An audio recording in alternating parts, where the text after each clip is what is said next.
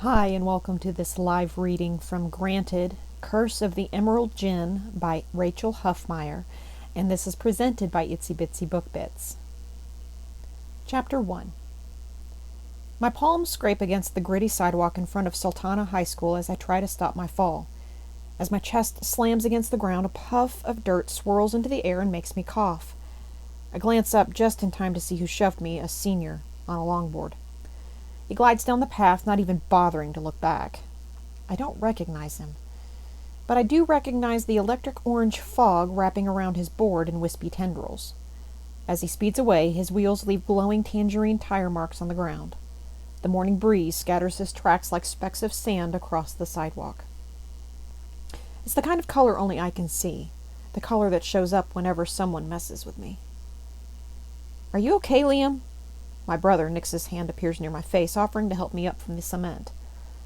"Just checking for quarters down here," I shrug as he pulls me to my feet, then dust off my shirt. "No luck today." Nix shoves his hands in his pockets. "I swear, dude, if Mom knew about half the stuff that happens to you..." My smile falters. If she knew, she never would have signed the crumpled release form in my hand.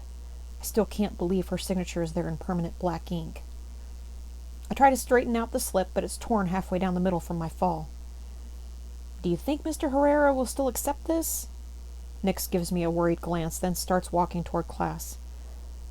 "Even if he does, Liam, I still think this field trip is a bad idea." I snort. "'Cause geology is so dangerous? All those rocks and weeds and dirt. Who knows what could happen today?" Nix narrows his eyes in a smart aleck kind of glare. "Try coyotes, abandoned mines, and scorpions, not to mention an extra hour on the bully magnet." He nods his head toward a line of buses idling beside the school. I laugh and throw my arm around his shoulder. "Come on, you're not seriously concerned about coyotes and stuff." Nix is only 15, a year younger than me, but he's already a good 3 inches taller than I am. That's still not a good enough reason for him to act like my second parent. He shrugs. "With your track record, yeah, I am. Although if you still saw colors when people pushed you around, I'd feel better. Then at least you could sense trouble coming." I sigh, avoiding eye contact. "I told you, I don't see that kind of stuff anymore."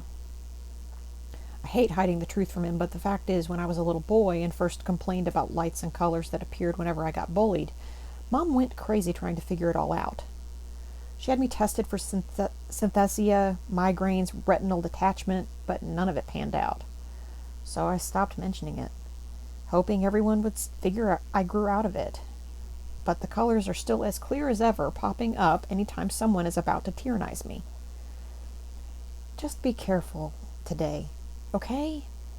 Nix says before he turns toward the B building for his first class. Sometimes I forget Nix is younger than me. In fact, most people think I'm the younger one. Maybe it's my shaggy blonde hair or my snub nose. Personally, I think Nix looks older because he's more confident than I am. I'm still trying to figure things out. Sometimes I catch myself hoping that someday I can grow up to be like Nix. What a weird thing to think. I shake my head and dart toward the short line of school buses parked next to a huge mural of a muscled dude in a turban, our mascot, the Sultana Sultan. It's so cliche. I think the school's architect originally meant for the sandy planters, light stone buildings, and teal tin roofs to represent the Mojave Desert. They tried, I guess. Although designing an artificial wilderness is a stupid way to tame the students. Mr. Herrera stands outside the bus, checking off names on his list.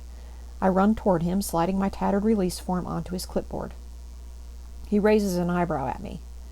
"You know these were due yesterday, Covington." "I know, I'm sorry. My mom works late." I take a step onto the school bus and walk backwards up the steps. "I didn't get a chance to show her until..." The chatter of the bus drowns out my voice, and I'm far enough inside now that he can't stop me. Mr. Herrera merely shakes his head and turns back to his list. I tap my fingers against the brown pleather bench, happy it worked. But as I turn to face the aisle, my smile fades. The bus is already rippling with a hazy cloud of muted colors. There's plenty of potential trouble waiting for me here. Taking a deep breath, I step cautiously down the aisle. As long as none of the colors become too focused and bright, I'll be fine. No way am I letting anyone get in the way of my looking for Paiute arrowheads and lizards on the dunes with Ben. I scan the seats and spot Ben standing next to a window halfway down the row. I make my way toward him, but stop when I notice the seat beside him is already taken. Gabriella sits on the edge of his bench with her feet in the aisle, talking to Kenna in the seat across from her. Kenna snuggles next to her boyfriend Blake, so it's as close as Gabby could get. A faint streak of glowing pink ripples through her hair. Ben notices me and shrugs behind Gabby's back with a sheepish smile on his face. He has been obsessed with Gabby for the last few weeks, so this is obviously a dream come true. I can't mess this up for him. Gabby glances up at me and raises an eyebrow. Were you going to sit here? Ben looks at me with desperate gray eyes over her shoulder. I shake my head emphatically and look around the bus for an open seat. No, I'll just sit over there. The last empty bench is right behind Kenna. She glances up at me, and I freeze as she pinches her mouth to the side, nestles closer to Blake, and adjusts the AirPods in her ears. Find a seat, Covington, Mr. Herrera shouts as the bus rumbles to life. I scurry into the seat behind Kenna. Ben glances back up at me and mouths, sorry. I give him a thumbs up and whisper, good luck.